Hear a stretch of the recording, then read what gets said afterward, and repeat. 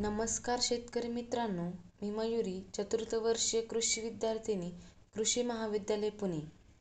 आपण जैविक नत्र स्थिरीकरण योजना कृषी महाविद्यालय पुणे यांच्या अंतर्गत KMB या जैविक खताचे विविध फायदे व वापराच्या पद्धती याची माहिती घेऊया. KMB म्हणजे पोटॅश मोबिलायझिंग बॅक्टेरिया.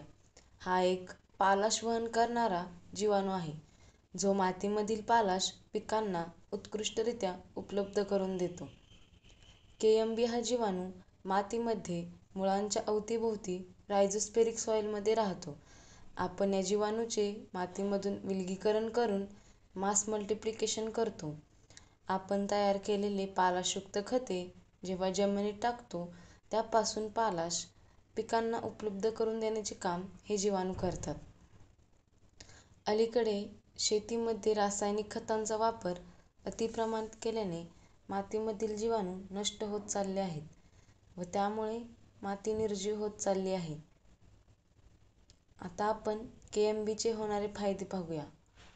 पिकांना आवश्यक असणारे मुख्य अन्नद्रव्य पालाश उपलब्ध करून देते.